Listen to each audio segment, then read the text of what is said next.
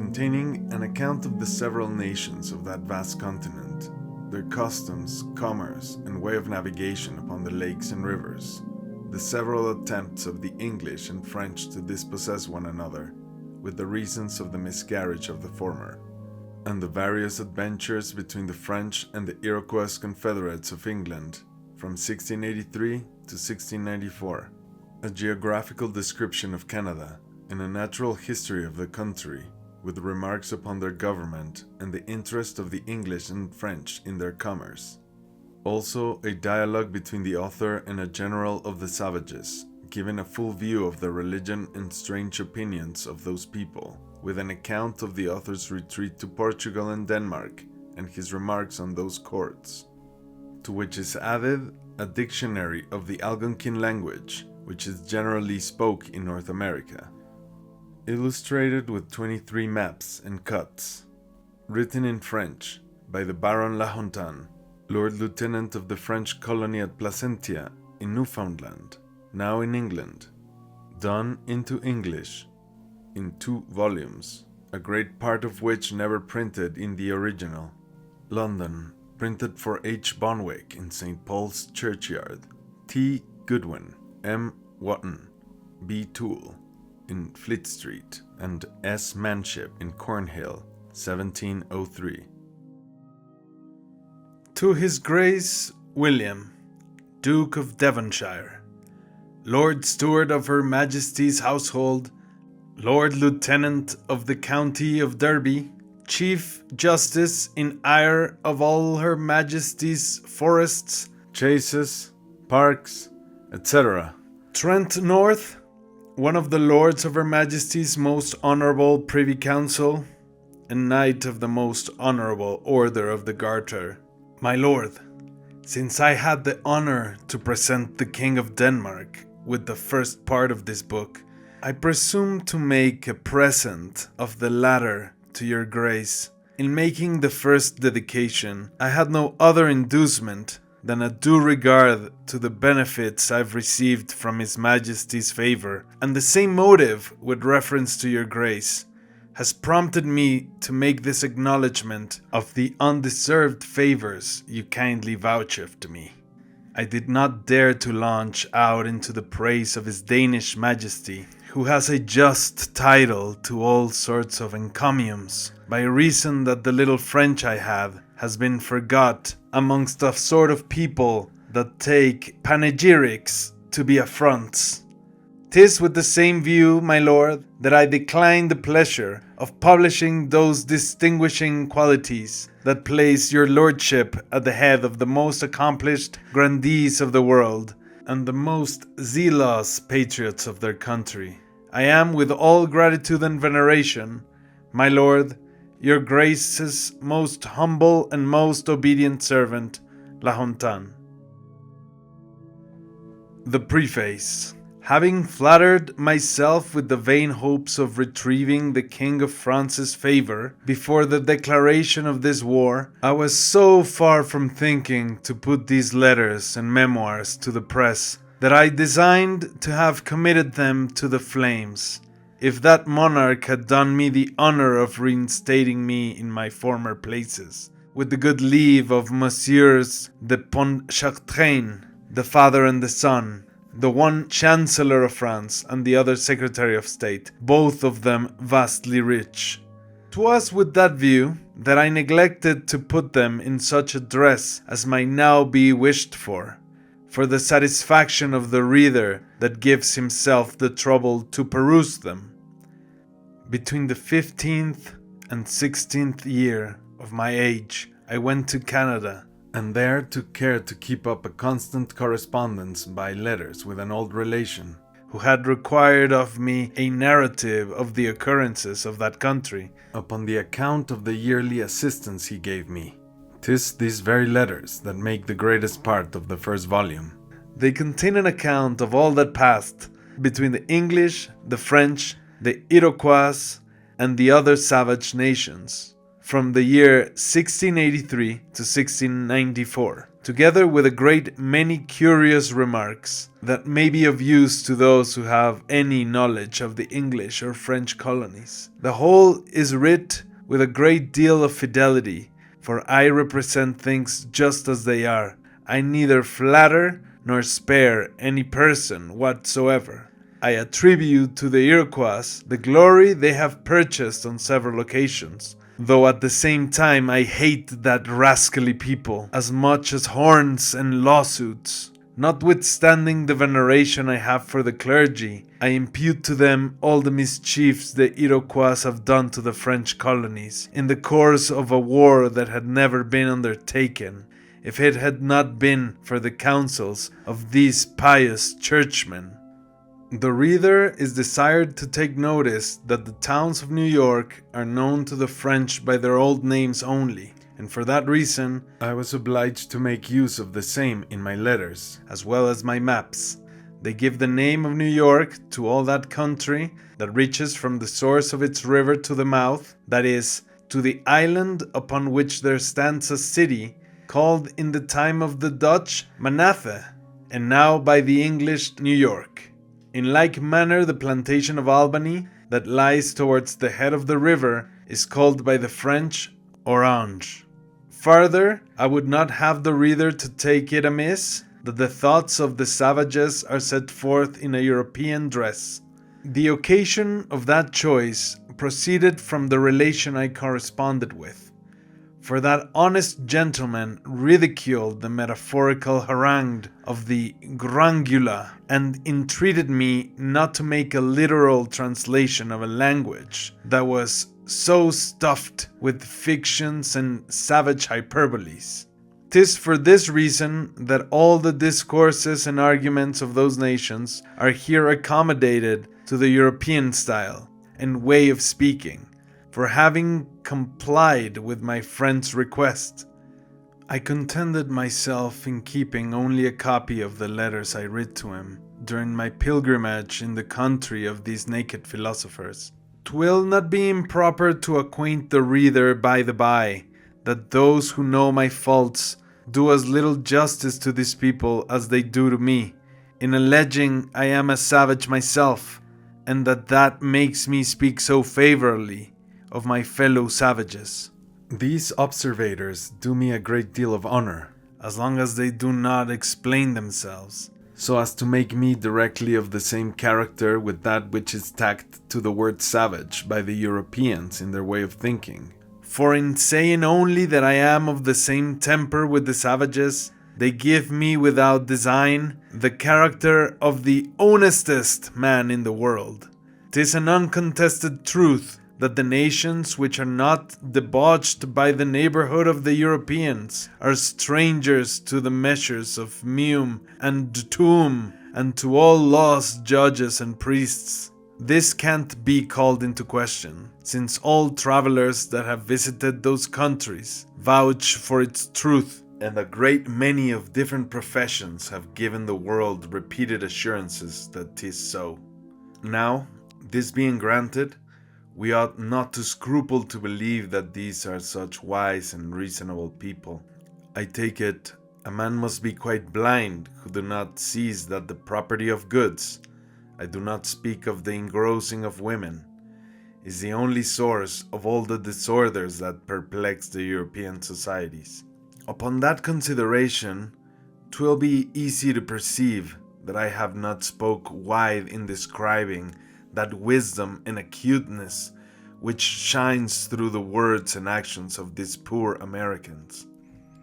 If all the world had access to the books of voyages that are found in some well-stocked libraries, they would find in above 100 descriptions of Canada, an infinity of discourses and arguments offered by the savages, which are incomparably stronger and more nervous than those I've inserted in my memoirs. As for such as doubts of the instinct and wonderful capacity of beavers, they need only to cast their eyes upon the great map of America, drawn by the Sieur de Fer, and graved at Paris in the year 1698, where they will meet with several surprising things relating to these animals.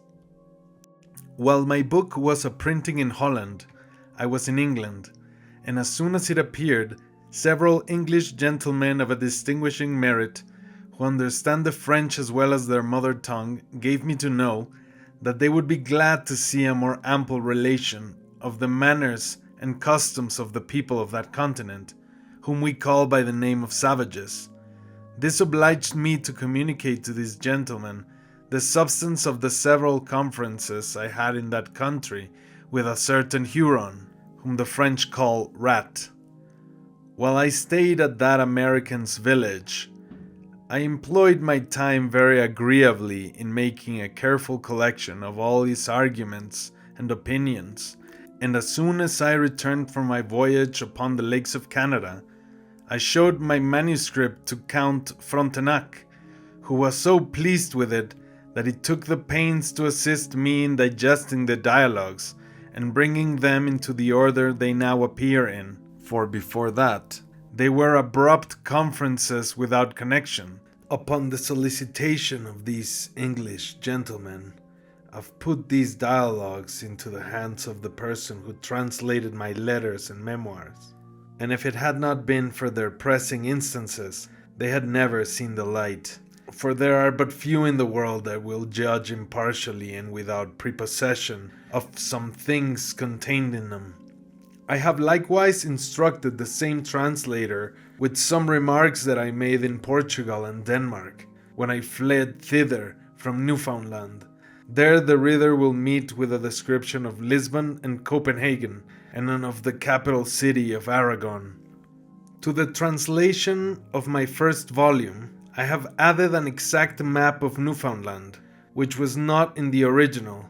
I have likewise corrected almost all the cuts of the Holland impression, for the Dutch Graebers had murdered them by not understanding their explications, which were all in French. They have graved women for men and men for women, naked persons for those that are clothed, and e contra. As for the maps, the reader will find them very exact, and I have taken care to have the tracks of my voyages more nicely delineated than in the original. I understand by letters from Paris that the two Messieurs de Pontchartrain endeavor by all means to be revenged upon me for the affront they say I have given them in publishing some trifling stories in my book that ought to have been concealed. I am likewise informed that I have reason to be apprehensive of the resentment of several ecclesiastics, who pretend I have insulted God in censuring their conduct.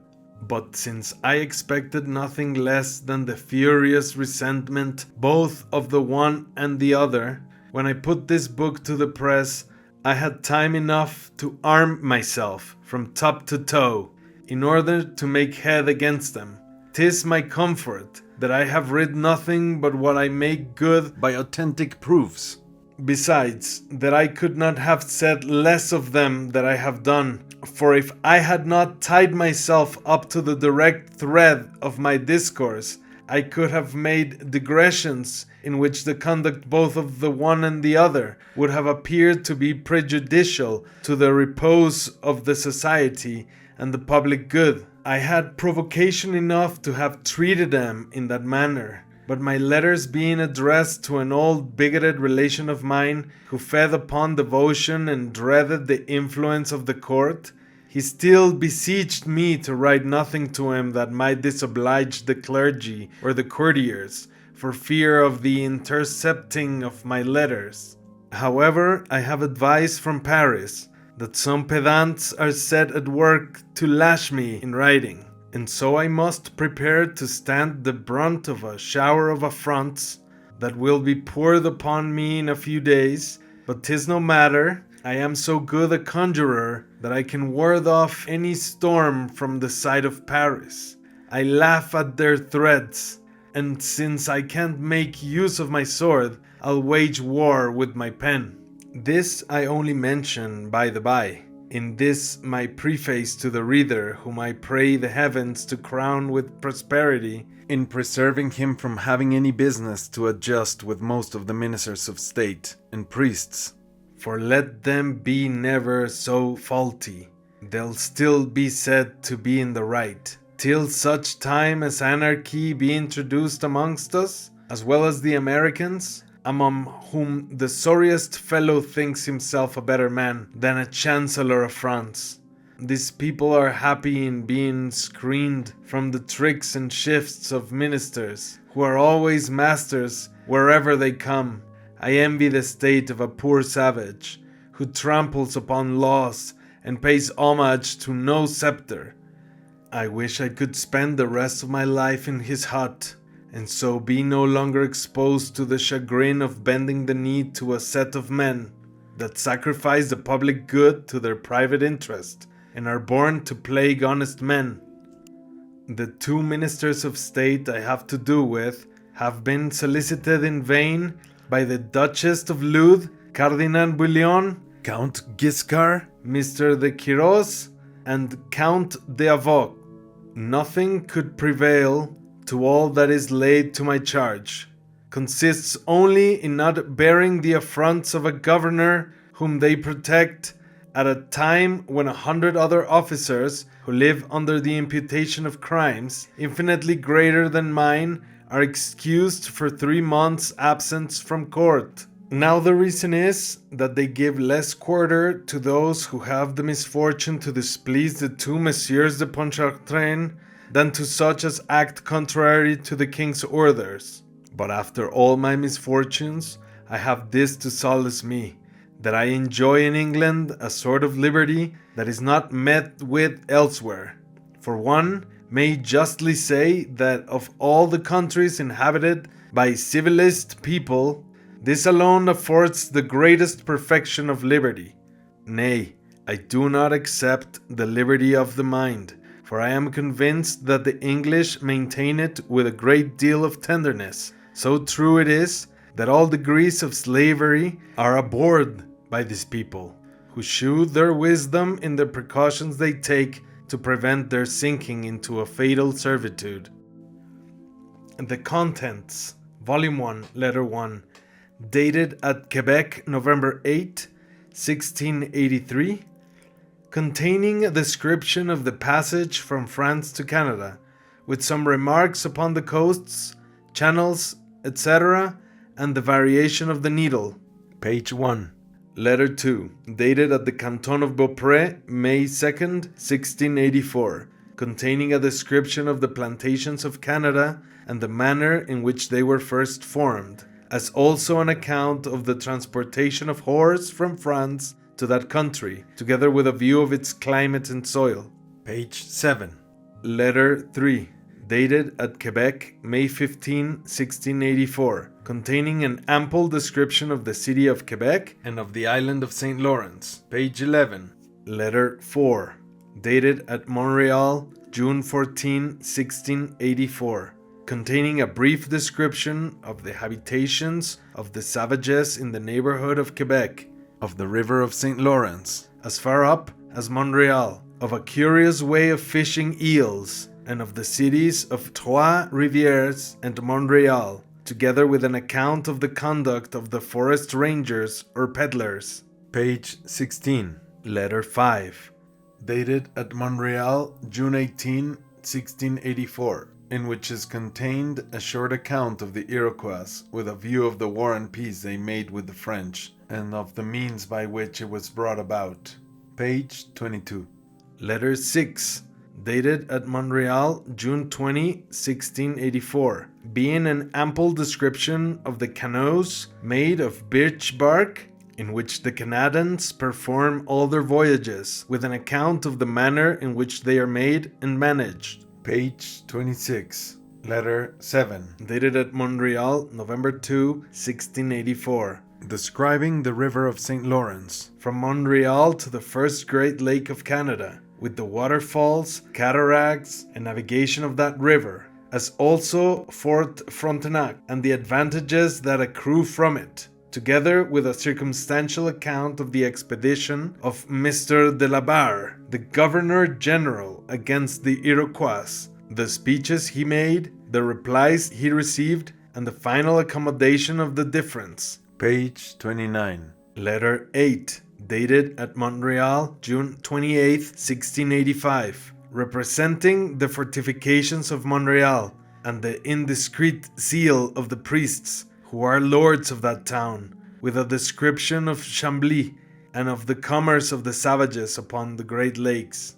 Page 45. Letter 9, dated at Boucherville, October 2nd, 1685, being an account of the commerce and trade of Montreal, of the arrival of the Marquis of Denonville with some troops, and of the recalling of Mr. de la Barre, with a curious description of certain licenses for trading in beaver skins in the remote countries. Page 51. Letter 10, dated at Boucherville, July 8, 1686, relating the arrival of Mr. de Champigny in the room of Mr. de Merles, who is recalled to France, the arrival of the troops that came along with him, the curiosity of the racket, and the way of hunting elks, with a description of that animal. Page 55. Letter 11, dated at Boucherville, May 28, 1687, being a curious description of the hunting of diverse animals. Page 60. Letter 12, dated at St. Helen, over against Montreal, June 8, 1687. The Chevalier de Vaudreuil arrives in Canada with some troops. Both the regular troops and the militia are posted at St. Helens, in a readiness to march against the Iroquois. Page 68. Letter 13, dated at Niagara, August 2, 1687, representing the unfavorable issue of the campaign made in the Iroquois country, the discovery of an ambuscade, and the issuing of orders for the author to march with a detachment to the Great Lakes. Page 70. Letter 14, dated at Missilimakinac, May 26, 1688. The author leaves Niagara and has an encounter with the Iroquois at the end of the land carriage. The after part of his voyage, a description of the country. He arrives at Fort St. Joseph in the mouth of the Lake of Hurons. A detachment of the Hurons arrive at the same place. After an engagement, they set out for Missilimakinac. A strange adventure of Mr. de La Salle's brother. Missilimakinac described. Page 80. Letter 15, dated at Missilimakinac, September 18, 1688, describing the fall called Sault Ste. Marie, where the author persuades the inhabitants to join the Ottawas and march against the Iroquois, and containing an account of the occurrences of the voyage between that place and Missilimakinac. Page 92. Letter 16, dated at Missilimakinac, May 28, 1689, containing an account of the author's departure from and return to Missilimakinac, a description of the Bay of Pointe and its villages, an ample description of the beavers, followed by the journal of a remarkable voyage upon the Long River, and a map of the adjacent country. Page 104. Letter 17, dated at Quebec, September 28, 1689. The author sets out from Missilimakinac to the colony and describes the country, rivers, and passes that he saw by the way. The Iroquois make a fatal incursion into the island of Montreal. Fort Frontenac is abandoned. Count Frontenac is sent to Canada, and the Marquis of Denonville is recalled. Page 142. Letter 18, dated at Quebec, November 15, 1689, giving an account of Mr. de Frontenac's arrival, his reception, his voyage to Montreal, and the repairing of Fort Frontenac. Page 151. Letter 19, dated at Montreal, October 2, 1690, relating the attempts upon New England and New York, a fatal embassy sent by the French to the Iroquois, and an ill-concerted enterprise of the English and the Iroquois in marching by land to attack the French colony. Page 155. Letter 20, dated at Rochelle, January 12, 1691, being a relation of a second and very important expedition of the English by sea, in which is contained a letter written by the English admiral to Count Frontenac, with the governor's verbal answer, as also an account of the author's departure for France. Page 159. Letter 21, dated at Rochelle, July 26, 1691, containing a description of the courts or offices of the ministers of state in a view of some services that are ill rewarded at court. Page 166. Letter 22, dated at Quebec, November 10, 1691, which contains an account of the author's departure from Rochelle to Quebec, of his voyage to the mouth of the River St. Lawrence, of a rencounter with an English ship which he fought, of the stranding of his ship, of his sailing through the River St. Lawrence, of the news he received that a party of the English and the Iroquois had defeated a body of the French troops. Page 171.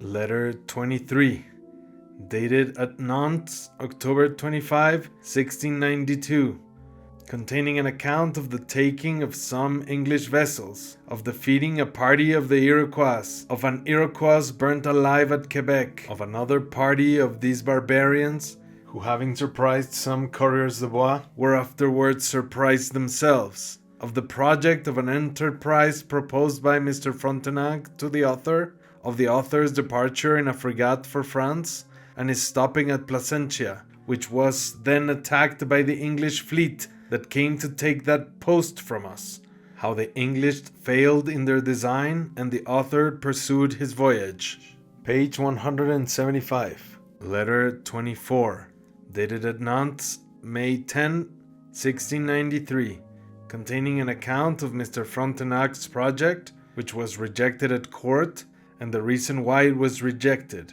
The king gives the author the lieutenancy of Newfoundland, and together with the Independent Company. Page 187. Letter 25, dated at Viana in Portugal, January 31st, 1694. The author's departure from France to Placentia. A fleet of 30 English ships came to seize upon that place, but is disappointed and sheers off. The reason why the English have bad success in all their enterprises beyond sea, the author's adventure with the governor of Placentia, his departure for Portugal, an engagement with a Flushing privateer. Page 193. Memoirs of North America, containing a geographical description of that vast continent, the customs and commerce of the inhabitants, etc. Page 203. A short description of Canada, page 205. A list of the savage nations of Canada, page 230. A list of the animals of Canada, page 232. A description of such animals or beasts as are not mentioned in the letters, page 233. A list of the fowl or birds of Canada, page 237. A description of such birds as are not accounted for in the letters, page 239. A description of the insects of Canada, page 242. The names of the fish of Canada, page 243. A description of the fish that are not mentioned in the letters, page 244. The trees and fruits of Canada, page 247. A description of the above mentioned trees, page 248. A general view of the commerce of Canada, page 254. The commodities trucked to and again between the French and the savages, page 257. An account of the government of Canada in general, page 260. A discourse of the interests of the French and English in North America, page 260. A table explaining some uncommon terms, page 276. The contents of the second volume. A discourse of the habit, houses, complexion, and temperament of the savages of North America, page 1, volume 2. A short view of the humors and customs of the savages, page 7. The belief of the savages and the obstacles of their conversion, page 19. The way of worship used by the savages, page 29. An account of the amours and marriages of the savages, page 34. A view of the diseases and remedies of the savages, page 45. The diversions of hunting and shooting usual among the savages, page 55. The military art of the savages, page 71. A view of the heraldry and the coats of arms of the savages, page 84. An explication of the savage hieroglyphics, page 86. A conference or dialogue between the author and Adario, a noted man among the savages, containing a circumstantial view of the customs and humors of that people, page 90. An appendix, containing some new voyages to Portugal and Denmark after the author's retirement from Canada. Letter 1, dated at Lisbon, April 20, 1694, containing a description of Viana, Porto a Porto, Aveiro, Coimbra, Lisbon, together with a view of the court of Portugal and an account of the government, laws, customs, and humors of the Portuguese. Page 185.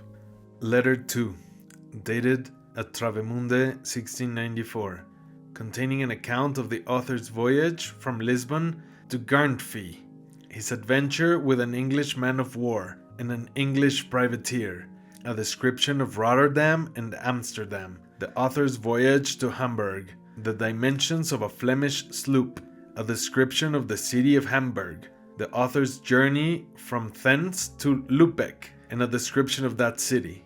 Page 211. Letter 3, dated at Copenhagen, September 12, 1694, containing a description of the fort and city of Copenhagen, a view of the Danish court, and of the humors, customs, commerce, forces, etc. of the Danes. Page 226. Letter 4, dated at Paris, December 29, 1694, containing a journal of the author's travels from Copenhagen to Paris. Page 244. Letter 5, dated at Ehrlich, July 4, 1694, giving a view of the superstition and ignorance of the people of Bern, their addictedness to the notions of witchcraft, apparitions, etc., and the author's arguments against that delusion. Page 255. Letter 6, dated at Wesia, July 11, 1695, containing an account of the author's escape and journey to Spain, his being taken up for a Huguenot, and the ignorance and bigotry of the curates and the people of Bern in France. Page 268. Letter 7, dated at Saragossa, October 8, 1695, containing a description of Saragossa, a view of the government of Aragon, and an account of the customs of the people. Page 274. A short dictionary of the language of the savages. Page 287. Some New Voyages to North America. Tome 1, Letter 1, dated at the Port of Quebec, November 8, 1683, containing a description of the passage from France to Canada, with some remarks upon the coasts, channels, etc., and the variation of the needle. Sir, I am surprised to find that a voyage to the New World is so formidable to those who are obliged to undertake it, for I solemnly protest that 'tis far from being what the world commonly takes it for. 'Tis true, the passage is in some measure long, but then the hopes of viewing an unknown country atones for the tediousness of the voyage. When we broke ground from Rochelle, I acquainted you with the reasons that moved Mr. Lefebvre de la Barre, Governor General of Canada, to send the Sieur Mau, a Canadese, to France, and at the same time gave you to know that he had resolved upon the utter destruction of the Iroquois, who are a very warlike and savage people. These barbarians befriend the English upon the account of the succours they receive from them, but they are enemies to us, upon the apprehension of being destroyed by us some time or other. The general I spoke of but now expected that the king would send him 700 or 800 men, but when we set out from Rochelle, the season was so far advanced that our 3 companies of marines were reckoned a sufficient venture. I met with nothing in our passage that was disagreeable, abating for a storm that alarmed us for some days, upon the precipice of the bank of Newfoundland, where the waves swell prodigiously, even when the winds are low. In that storm our frigate received some rude shocks from the sea, but in regard that such accidents are usual in that voyage, they made no impression upon the old seasoned sailors. As for my part, I could not pretend to that pitch of indifference, for having never made such a voyage before, I was so alarmed in seeing the waves mount up to the clouds that I made more vows to Neptune than the brave Idonius did in his return from the wars of Troy. After we made the bank, the waves sunk and the wind dwindled, and the sea became so smooth and easy that we could not work our ship. You can scarce imagine what quantities of caught fish were caught there by our seamen, in the space of a quarter of an hour. For though we had 32 fathom water, yet the hook was no sooner at the bottom than the fish was catched, so that they had nothing to do but to throw in and take up without interruption. But after all, such is the misfortune of this fishery, that it does not succeed but upon certain banks, which are commonly passed over without stopping. However, as we were plentifully entertained at the cost of these fishes, so such of them as continued in the sea made sufficient reprisals upon the corpse of a captain and of several soldiers who died of the scurvy, and were thrown overboard 3 or 4 days after. In the meantime, the wind veering to the west-northwest, we were obliged to lie by for 5 or 6 days, but after that it chopped to the north, and so we happily made Cape Race, though indeed our pilots were at a loss to know where we were, by reason that they could not take the latitude for 10 or 12 days before. You may easily imagine that was with great joy that we heard one of our sailors call from the topmast, "Land! Land!" just as St. Paul did when he approached to Malta. For you must know that when the pilots reckon they approach to land, they use that precaution of sending up sailors to the topmast in order to some discovery. And these sailors are relieved every 2 hours till night comes, at which time they furl their sails if the land is not yet descried, so that in the night time they scarce make any way. For this it appears how important it is to know the coast before you approach to it. Nay, the passengers put such a value upon the discovery that they present the first discoverer with some pistols. In the meantime, you'll be pleased to observe that the needle of the compass, which naturally points to the north, turns upon the bank of Newfoundland, 23 degrees towards the northwest. That is, it points there a degree nearer to the west than north-northwest. This remark we made by our compass of variation. We descried the cape about noon, and in order to confirm the discovery, stood in upon it with all sails aloft.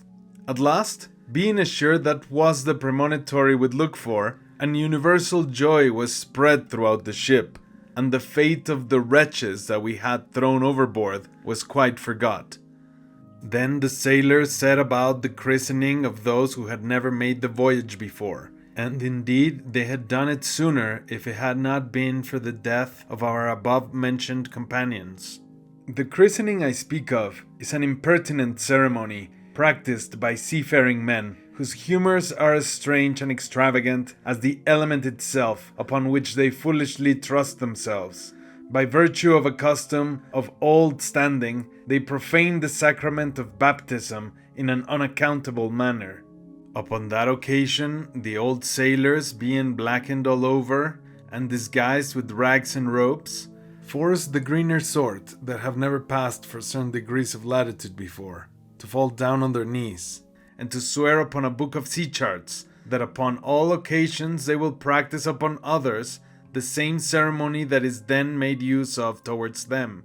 After the administering of this ridiculous oath, they throw 50 buckets full of water upon their head, belly, and thighs, and indeed all over their body, without any regards to times or seasons. This piece of folly is chiefly practiced under the equator, under the tropics, under the polar circles, upon the bank of Newfoundland, and in the Straits of Gibraltar, the Sund, and the Dardanellos. As for persons of note or character, they are exempted from the ceremony at the expense of 5 or 6 bottles of brandy for the ship's crew. 3 or 4 days after the performance of this solemnity, we discovered Cape Ray, and so made up to St. Lawrence Bay, in the mouth of which we were becalmed for a little while. And during that calm, we had a clearer and pleasanter day than any we had seen in the passage. It looked as if that day had been vouchsafed us by way of recompense for the rains, fogs, and high winds that we encountered by the way.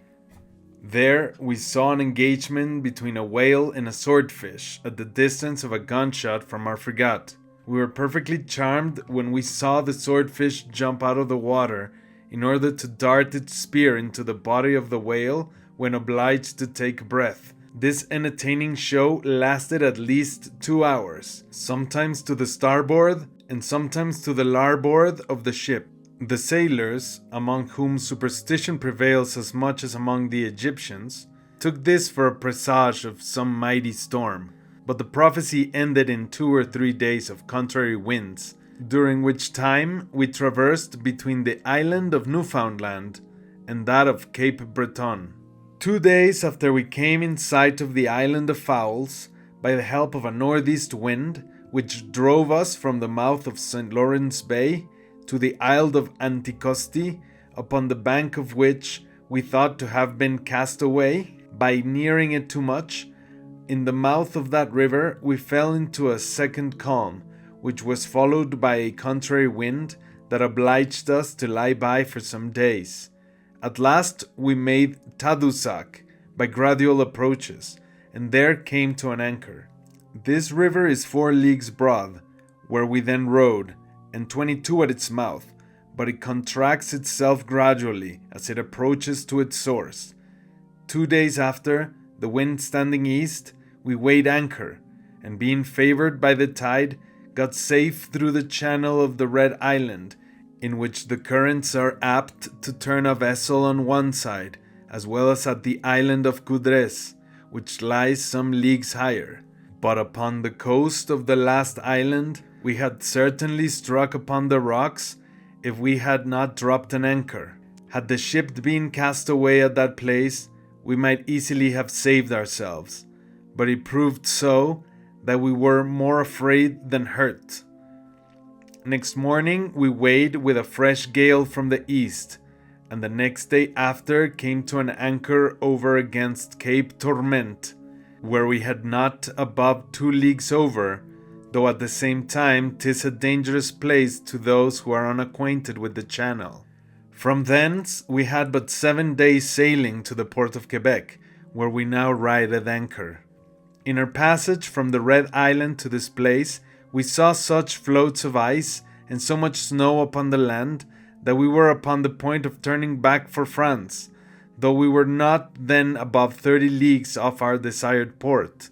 We were afraid of being stopped by the ice and so lost, but thank God we escaped.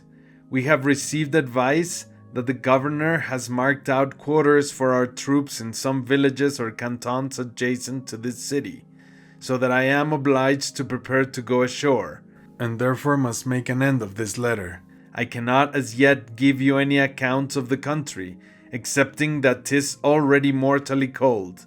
As to the river, I mean to give you a more ample description of it when I come to know it better. We are informed that Mr. de La Salle is just returned from his travels, which he undertook upon the discovery of a great river that falls into the Gulf of Mexico, and that he embarks tomorrow for France. He is perfectly well acquainted with Canada, and for that reason you ought to visit him if you go to Paris this winter. I am, Sir, yours, etc. Letter 2, dated at the Canton of Beaupré, May 2nd, 1684, containing a description of the plantations of Canada and the manner in which they were first formed, as also an account of the transportation of horse from France to that country, together with a view of its climate and soil. Sir, as soon as we landed last year, Mr. de la Barre lodged our 3 companies in some cantons or quarters in the neighborhood of Quebec. The planters call these places cuts, which in France signifies no more than the sea-coast, though in this country, where the names of town and village are unknown, that word is made use of to express a seigneury or manor, the houses of which lie at the distance of 2 or 3 paces one from another, and are seated on the brink of the river of St. Lawrence. In earnest, sir, the boors of those manors live with more ease and conveniency than an infinity of the gentlemen in France. I am out indeed in calling them boors, for that name is as little known here as in Spain, whether it be that they pay no taxes, or enjoy the liberty of hunting and fishing, or that the easiness of their lives put them up on a level with the nobility. The poorest of them have 4 arpents of ground in front, and 30 or 40 in depth, the whole country being a continued forest of lofty trees, the stumps of which must be grubbed up before they can make use of a plough. 'Tis true, this is a troublesome and chargeable task at first, but in a short time after they make up their losses. For when the virgin ground is capable of receiving seed, it yields an increase to the rate of 100-fold. Corn is there sown in May, and reaped about the middle of September. Instead of threshing the sheaves in the field, they convey them to barns, where they lie till the coldest season of the winter, at which time the grain is more easily disengaged from the ear. In this country they likewise sow peas, which are much esteemed in France. All sorts of grain are very cheap here, as well as butcher's meat and foal. The price of wood is almost nothing, in comparison with the charge of its carriage, which after all is very inconsiderable. Most of the inhabitants are a free sort of people, that removed hither from France, and brought with them but little money to set up withal. The rest are those who were soldiers about 30 or 40 years ago, at which time the regiment of Carignan was broke, and they exchanged a military post for the trade of agriculture. Neither the one nor the other paid anything for the grounds they possess, no more than the officers of these troops, who marked out to themselves certain portions of unmanured and woody lands, for this vast continent is nothing else than one continued forest. The governors general allowed the officers 3 or 4 leagues of ground in front, with as much depth as they pleased, and at the same time the officers gave the soldiers as much ground as they pleased, upon the condition of the payment of 1 crown per arpent by way of fief. After the reform of these troops, several ships were sent hither from France, with a cargo of women of an ordinary reputation, under the direction of some old stale nuns, who ranked them up in 3 classes. The Vestal Virgins were heaped up, if I may so speak, one above another, in 3 different apartments, where the bridegrooms singled out their brides, just as a butchers do an ewe from amongst a flock of sheep. In these 3 seraglios there was such variety and change of diet as could satisfy the most whimsical appetites. For here was some big, some little, some fair, some brown, some fat, and some meager. In fine, there was such accommodation, that every one might be fitted to his mind, and indeed the market had such a run, that in 15 days' time they were all disposed of. I am told that the fattest went off best, upon the apprehension that these, being less active, would keep truer to their engagements, and hold out better against the nipping cold of the winter. But after all, a great many of the he-adventurers found themselves mistaken in their measures. However, let that be as it will, it affords a very curious remark, namely, that in some parts of the world to which the vicious European women are transported, the mob of those countries do seriously believe that their sins are so defaced by the ridiculous christening I took notice of before, that they are looked upon ever after as ladies of virtue, of honor, and of an untarnished conduct of life. The sparks that wanted to be married made their addresses to the above-mentioned governesses, to whom they were obliged to give an account of their goods and estates, before they were allowed to make their choice in the 3 seraglios. After the choice was determined, the marriage was concluded upon the spot, in the presence of a priest and a public notary, and the next day the governor-general bestowed upon the married couple a bull, a cow, a hog, a sow, a cock, a hen, 2 barrels of salt meat, and 11 crowns, together with a certain coat of arms, called by the Greeks kerata, Horns. The soldiers, having a nicer taste than the soldiers, made their application to the daughters of the ancient gentlemen of the country, or those of the richest sort of inhabitants. For you know that Canada has been possessed by the French above 100 years. In this country, everyone lives in a good and a well-furnished house, and most of the houses are of wood, and 2 stories high. Their chimneys are very large by reason of the prodigious fires they make to guard themselves from the cold, which is there beyond all measure from the month of December to that of April. During that space of time, the river is always frozen over, notwithstanding the flowing and ebbing of the sea, and the snow upon the ground is 3 or 4 foot deep, which is very strange in a country that lies in the latitude of 47 degrees and some odd minutes. Most people impute the extraordinary snow to the number of mountains with which this vast continent is replenished. Whatever is in that matter, I must take notice of one thing that seems very strange, namely that the summer days are longer here than at Paris. The weather is then so clear and serene that in 3 weeks' time you shall not see a cloud in the horizon. I hope to go to Quebec with the first opportunity, for I have orders to be in a readiness to embark within 15 days for Montreal, which is the city of this country that lies farthest up towards the head of the river. I am, Sir, yours, etc. Letter 3, dated at Quebec, May 15, 1684. Containing an ample description of the city of Quebec and of the island of Orleans. Sir, before I set out for Montreal, I had the curiosity to view the island of Orleans, which is 7 leagues in length and 3 in breadth. It extends from over against Cape Tourmente to within 1.5 leagues of Quebec, at which place the river divides itself into 2 branches. The ships sail through the South Channel, for the North Channel is so foul with the shelves and rocks that the small boats can only pass that way. The island belongs to a general farmer of France, who would make out of it 1,000 crowns of yearly rent if himself had the management of it. 'Tis surrounded with plantations that produce all sorts of grain. Quebec is the metropolitan of New France, being almost 1 league in circumference. It lies in the latitude of 47 degrees and 12 minutes.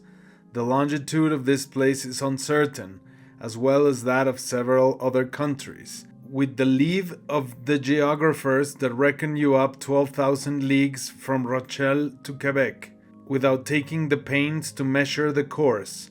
However, I am sure that it lies but at too great a distance from France, for the ships that are bound hither, for their passage commonly lasts for 2 months and a half, whereas the homeward bound ships may in 30 or 40 days sailing easily make the Belle Isle, which is the surest and most usual land that a ship makes upon a long voyage. The reason of this difference is that the winds are easterly for 100 days of the year and westerly for 260. Quebec is divided into the upper and the lower city. The merchants live in the latter for the conveniency of the harbor, upon which they have built very fine houses, 3-story high, of a sort of stone that's as hard as marble. The upper or high city is full as populous and as well adorned as the lower. Both cities are commanded by a castle that stands upon the highest ground. This castle is the residence of the governors, and affords them not only convenient apartments, but the noblest and most extensive prospect in the world.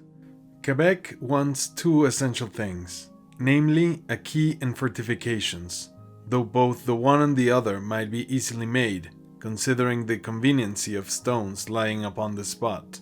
'Tis encompassed with several springs, of the best fresh water in the world, which the inhabitants draw out of wells, for they are so ignorant of the hydrostatics that not one of them knows how to convey the water to certain basins in order to raise either flat or spouting fountains.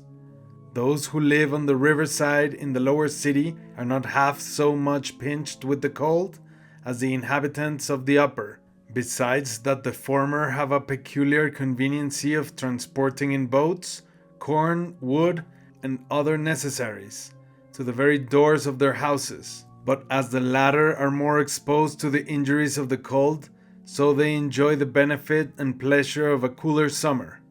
The way which leads from the one city to the other is pretty broad and adorned with houses on each side, only 'tis a little steep.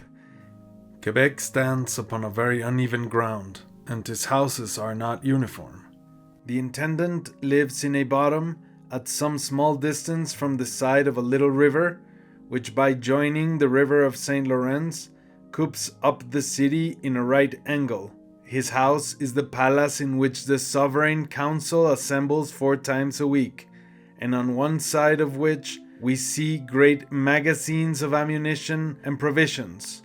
There are 6 churches in the high city. The cathedral consists of a bishop and 12 plebendaries, who live in common in the chapter house, the magnificence and architecture of which is truly wonderful.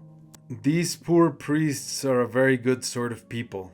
They content themselves with bare necessaries, and meddle with nothing but the affairs of the church, where the service is performed after the Roman way. The second church is that of the Jesuits, which stands in the center of the city, and is a fair, stately, and well-lighted edifice. The great altar of the Jesuits' church is adorned with 4 great cylindrical columns of 1 stone, the stone being a sort of Canada porphyry, and black as jet, without either spots or veins. These fathers have very convenient and large apartments, beautified with pleasant gardens and several rows of trees, which are so thick and bushy that in summer one might take their walks for an ice house. And indeed we may say without stretching that there is ice not far from them, for the good fathers are never without a reserve in 2 or 3 places for the cooling of their drink. Their college is so small that the best they have scarcely 50 scholars at a time. The third church is that of the Recollects, who, through the intercession of Count Frontenac, obtained leave of the king to build a little chapel, which I call a church, notwithstanding the remonstrances of Mr. de Laval, our bishop, who in concert with the Jesuits used his utmost efforts for 10 years together to hinder it. Before the building of this chapel, they lived in a little hospital that the bishop had ordered to be built for him, and some of them continue there still. The 4th church is that of the Ursulines, which has been burnt down 2 or 3 times and still rebuilt to the advantage. The 5th is that of the hospital order, who take a particular care of the sick, though themselves are poor and but ill lodged. The sovereign council is held at Quebec. It consists of 12 councillors of capa y de espada, who are the supreme judicature and decide all causes without appeal. The intendant claims a right of being president to the council, but in the justice hall, the governor general places himself so as to face him, the judges being set on both sides of them, so that one would think they are both presidents. While Monsieur de Frontenac was in Canada, he laughed at the pretended presidency of the intendants. Nay, he used the members of that assembly as roughly as Cromwell did the Parliament of England. At this court, everyone pleads his own cause, for solicitors or barristers never appear there, by which means it comes to pass that lawsuits are quickly brought to a period, without demanding court fees or any other charges from the contending parties. The judges, who have but 400 livres a year from the king, have a dispensation of not wearing the robe and the cap. Besides this tribunal, we have in this country a lieutenant general, both civil and military, an attorney general, the great provost, and a chief justice in Eyre. The way of traveling in the winter, whether in town or country, is that of sledges drawn by horses, who are so insensible of the cold that I have seen 50 or 60 of them in January and February stand in the snow up to their breast in the midst of a wood, without ever offering to go near their owner's house. In the winter time they travel from Quebec to Montreal upon the ice, the river being then frozen over, and upon that occasion these sledges will run you 15 leagues a day. Others have their sledges drawn by 2 mastiff dogs, but then they are longer by the way. As for their way of traveling in summer, I shall transmit you an account of it when I come to be better informed. I am told that the people of this country will go 1,000 leagues in canoes of bark, a description of which you may expect as soon as I have made use of them. The easterly winds prevail here commonly in the spring and autumn, and the westerly have the ascendant in winter and summer. Adieu, sir. I must now make an end of my letter, for my matter begins to run short. All I can say is, that as soon as I am better instructed in what relates to commerce and the civil and ecclesiastic government of the country, I'll transmit you such exact memoirs of the same, and shall give you full satisfaction. These you may expect with the first opportunity, for in all appearance our troops will return after the conclusion of the campaign that we are now going to make in the country of the Iroquois under the command of Monsieur de la Barre. In 7 or 8 days' time I mean to embark for Montreal, and in the meantime I'm going to make a progress to the villages of Sillery, of Saut de la Chaudière, and of Lorette, which are inhabited by the Abenakis and the Hurons. These places are not above 3 or 4 leagues off, so that I may return with ease next week. As for the manners of the people, I cannot pretend to describe them so soon, for a just observation and knowledge of these things cannot be compassed without time. I have been this winter at hunting with 30 or 40 young Algonkins, who were well-made, clever fellows. My design in accompanying them was to learn their language, which is mightily esteemed in this country, for all the other nations for 1,000 miles round, excepting the Iroquois and the Hurons, understand it perfectly well. Nay, all their respective tongues come as near to this as the Portuguese does to the Spanish. I have already made myself master of some words, with a great deal of facility, and they being mightily pleased in seeing a stranger study their tongue, take all imaginable pains to instruct me. I am, sir, yours, etc. Letter 4, dated at Montreal, June 14, 1684.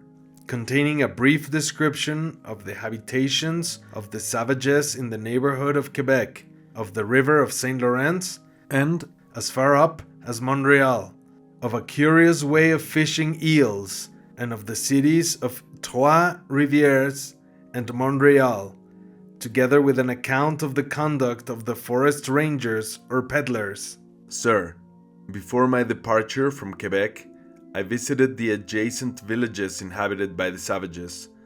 The village of Lorette is peopled by 200 families of Hurons, who were converted to Christianity by the Jesuits, though with a great deal of reluctancy. The villages of Sillery and of Saut de la Chaudière are composed of 300 families of Abenakis, who are likewise Christians, and among whom the Jesuits have settled missionaries. I returned to Quebec time enough, and embarked under the conduct of a master that would rather have had a ladening of goods than of soldiers. The northeast winds wafted us in 5 or 6 days to Trois-Rivières, which is the name of a small city, seated at the distance of 30 leagues from hence. That city derives its name from 3 rivers that spring from one channel, and after continuing their division for some space, reunite into a joint stream that falls into the river of St. Lawrence, about half a quarter of a league below the town. Had we sailed all night, the tides would have carried us thither in 2 days' time, but in regard that that river is full of rocks and shelves, we durst not venture upon it in the dark, so we came to an anchor every night, which did not at all displease me, for in the course of 30 leagues Notwithstanding the darkness of the night, it gave me an opportunity of viewing an infinite number of habitations on each side of the river, which are not above a musket shot distant one from another. The inhabitants that are settled between Quebec and 15 leagues higher diverted me very agreeably with the fishing of eels. At low water they stretch out hurdles to the lowest watermark, and that space of ground being then dry by the retreat of the water is covered over and shut up by the hurdles. Between the hurdles they place at certain distances instruments called ruches, from their resemblance they bear to a beehive, besides baskets and little nets belagged upon a pole, which they call bouteaux, and bout de cuivre. Then they let all stand in this fashion for 3 months in the spring, and 2 in the autumn.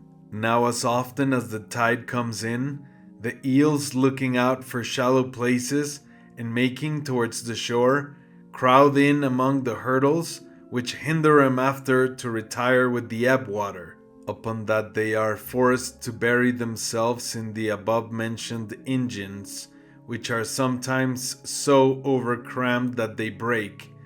When 'tis low water, the inhabitants take out these eels, which are certainly the biggest and the longest in the world. They salt them up in barrels, while they'll keep a whole year without spoiling, and indeed they give an admirable relish in all sauces. Nay, there's nothing that the Council of Quebec desires more than that this fishery should be equally plentiful in all years. Trois-Rivières is a little paltry town, seated in the latitude of 40 degrees. 'Tis not fortified neither with stone nor pales. The river to which it owes its name takes its rise 100 leagues to the northwest from the greatest ridge of mountains in the universe. The Algonkins, who are at present an erratic sort of savages, and, like the Arabs, have no settled abode, that people, I say, seldom straggle far from the banks of this river, upon which they have excellent beaver hunting. In former times, the Iroquois cut off 3/4 of that nation, but they have not dared to renew their incursions, since the French have peopled the countries that lie higher up upon the river of St. Lawrence. I called Trois-Rivières a little town, with reference to the paucity of the inhabitants, though at the same time they are very rich and live in stately houses. The king has made it the residence of a governor who would die for hunger if he did not trade with the natives for beavers when his small allowance is out. Besides, a man that would live there must be of the like temper with a dog, or at least he must take pleasure in scratching his skin, for the fleas are there more numerous than the grains of sand. I am informed that the natives of this place make the best soldiers in the country. 3 leagues higher, we entered St. Peter's Lake, which is 6 leagues long, and had difficulty enough in crossing it, for the frequent calms obliged us to cast anchor several times. It receives 3 or 4 rivers that abound with fish, upon the mouth of which I descried with my telescope very fine houses. Towards the evening we sailed out of that lake with a fresh easterly gale, and though we hoisted up all our sails, the current run so strong against us that 'twas 3 hours before we could make Sorel, which was 2 small leagues off. Sorel is a canton of 4 leagues in front, in the neighborhood of which a certain river conveys the water of Champlain Lake to the river of St. Lawrence, after having formed a waterfall of 2 leagues at Chambly. Though we reckoned but 8 leagues from Sorel to Montreal, yet we spent 3 days in sailing between them, by reason partly of slack winds and partly of the strength of the currents. In this course we saw nothing but islands, and both sides of the river all along from Quebec to this place are so replenished with inhabitants that one may justly call them 2 continued villages of 60 leagues in length. This place, which goes by the name of Ville-Marie or Montreal, lies in the latitude of 45 degrees and some minutes, being seated in an island of the same name, which is about 5 leagues broad and 14 leagues long. The directors of the seminary of Saint Sulpicius at Paris are the proprietors of the island and have the nomination of a bailiff and several other magistrates. Nay, in former times they had the privilege of nominating a governor. This little town lies all open without any fortification either of stone or wood, but its situation is so advantageous, notwithstanding that it stands upon an uneven and sandy ground, that it might easily be made an impregnable post. The river of St. Lawrence, which runs just by the houses on one side of this town, is not navigable further, by reason of its rapidity. For about a quarter of a league higher, 'tis full of rapid falls, eddies, etc. Mr. Perrot, the governor of the town, who has but 1,000 crowns a year salary, has made shift to get 50,000 in a few years, by trading with the savages in skins and furs. The bailiff of the town gets but little by this place, no more than his officers. So that the merchants are the only persons that make money here, for the savages that frequent the Great Lakes of Canada come down hither almost every year with a prodigious quantity of beaver skins, to be given in exchange for arms, kettles, axes, knives, and 1,000 such things, upon which the merchants clear 200%. Commonly the Governor-General comes hither about the time of their coming down, in order to share the profit and receive presents from that people. The peddlers, called coureurs de bois, export from hence every year several canoes full of merchandise, which they dispose of among all the savage nations of the continent, by way of exchange for beaver skins. 7 or 8 days ago, I saw 25 or 30 of these canoes return with heavy cargoes. Each canoe was managed by 2 or 3 men, and carried 20 hundredweight, i.e. 40 packs of beaver skins, which are worth 100 crowns apiece. These canoes had been a year and 18 months out. You would be amazed if you saw how lewd these peddlers are when they return, how they feast and game, and how prodigal they are, not only in their clothes, but upon women.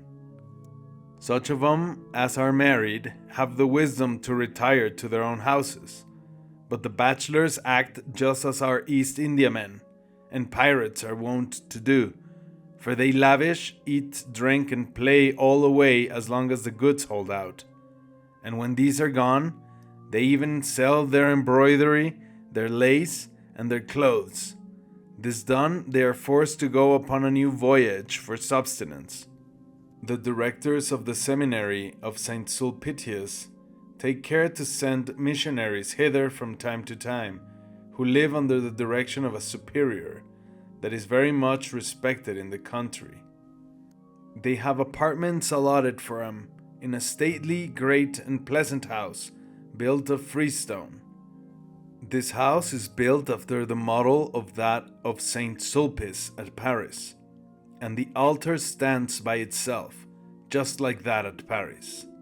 Their seigneuries or cantons that lie on the south side of the island produce a considerable revenue, for the plantations are good and the inhabitants are rich in corn, cattle, fowl, and 1,000 other commodities, for which they find a mercat in the city.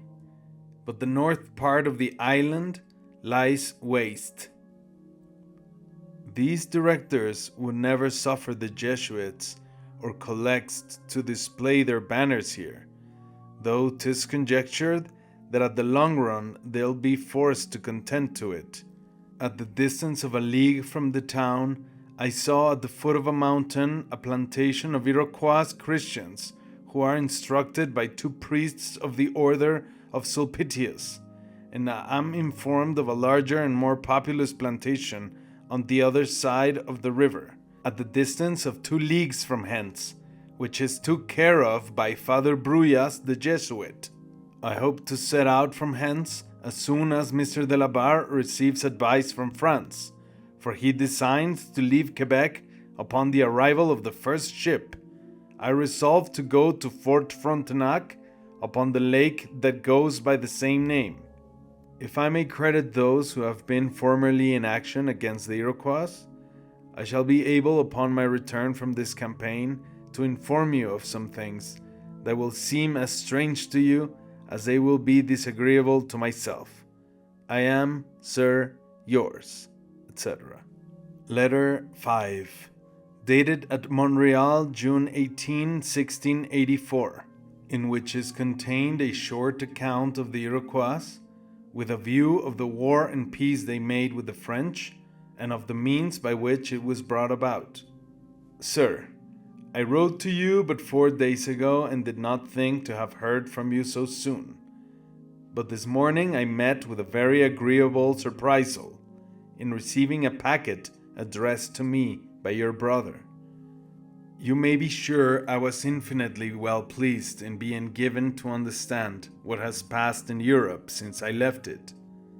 The knowledge of the affairs of Europe is comfortable to one that's doomed to another world, such as this is, and I cannot but acknowledge myself infinitely indebted to you for the exactness of your intelligence. Inasmuch as you require of me an account of the Iroquois, and would have me to present you with a just view of their temper and government, I would willingly satisfy and oblige you in that, or any other point. But in regard that I am obliged to set out for Fort Frontenac the day after tomorrow, I have not time to inform myself of things, or to consult those who have been in the country before, so that all I can do at present is only to acquaint you with what I have learned this winter, from persons that have sojourned 20 years among them. As soon as I have an opportunity of enlarging my knowledge upon that head, by a more immediate conversation with themselves, you may assure yourself that I'll impart it to you. In the meantime, be pleased to accept of what follows. These barbarians are drawn up in 5 cantons, not unlike those of the Swiss. Though these cantons are all of one nation, and united in one joint interest, yet they go by different names. The Tsonontuans, the Goyogoans, the Onotags, the Onoyotes, and the Agnier. Their language is almost the same, and the 5 villages or plantations in which they live lie at the distance of 30 leagues one from another, being all seated near the south side of the Lake of Ontario or of Frontenac. Every year, the 5 cantons send deputies to assist at the Union Feast and to smoke in the great calumet, or pipe of the 5 nations. Each village or canton contains about 14,000 souls, i.e., 1,500 that bear arms, 2,000 superannuated men, 4,000 women, 2,000 maids, and 4,000 children, though indeed some will tell you that each village has not above 10,000 or 11,000 souls. There has been an alliance of long standing between these nations and the English, and by trading in furs to New York, they are supplied by the English with arms, ammunition, and all other necessaries, at a cheaper rate than the French can afford them at. They have no other consideration for England or France than what depends upon the occasion they have for the commodities of these 2 nations, though after all they give an over-purchase, for they pay for them 4 times more than they are worth. They laugh at the menaces of our kings and governors, for they have no notion of dependence. Nay, the very word is to them insupportable. They look upon themselves as sovereigns, accountable to none but God alone, whom they call the Great Spirit. They waged war with us almost always, from the first settlement of our colonies in Canada to the first years of the Count of Frontenac's government. Monsieur de Courcelles and de Tracy, both of them governors general, made head against the Agnier upon the Champlain Lake, in winter as well as in summer, but they could not boast of any great success. They only burnt their villages, and carried off some 100 of their children, of whom the above-mentioned Iroquois Christians are sprung. 'Tis true, they cut off 90 or 100 warriors, but in compensation for that, several Canadians and several soldiers of the regiment of Carignan, being unprovided against the unsufferable cold of the climate, lost their limbs, and even their life itself. Count Frontenac, who succeeded Mr. Courcelle, perceiving that the barbarians had the advantage of the Europeans as to the waging of war in that country, upon this apprehension, I say, he declined such fruitless expeditions, which were very chargeable to the king, and used all his efforts to dispose the savages to a sincere and lasting peace. This judicious governor had 3 things in view. The first was to encourage the greatest part of the French inhabitants, who would have abdicated the colony and returned to France if the war had continued. His second topic was that the conclusion of a peace would dispose an infinity of people to marry and to grow up the trees, upon which the colony would be better peopled and enlarged. The third argument that dissuaded him from carrying on the war was a design of pursuing the discovery of the lakes and of the savages that live upon their banks, in order to settle a commerce with them, and at the same time to engage them in our interests, by good alliances, in case of a rupture with the Iroquois. Upon the consideration of these reasons, he sent some Canadians by way of a formal embassy to the Iroquois villages, in order to acquaint them that the king, being informed that a groundless war was carried on against them, had sent him from France to make peace with them. At the same time, the ambassadors had orders to stipulate all the advantages they could obtain with reference to the commerce. The Iroquois heard this proposal with a great deal of satisfaction, for Charles II, King of England, had ordered his governor in New York to represent to them that if they continued to wage war with the French, they were ruined, and that they would find themselves crushed by the numerous forces that were ready to sail from France. In effect, they promised to the ambassadors that 400 of their number should meet Count Frontenac, attended by an equal number of his men, at the place where Fort Frontenac now stands. Accordingly, some months after, both the one and the other met at the place appointed, and so a peace was concluded. Mr. de La Salle was very serviceable to his governor in giving him good and seasonable advices, which I cannot now enter upon, being obliged to make some preparations for my voyage. When the campaign is over, you may expect to hear from me. In the meantime, I am, Sir, yours, etc.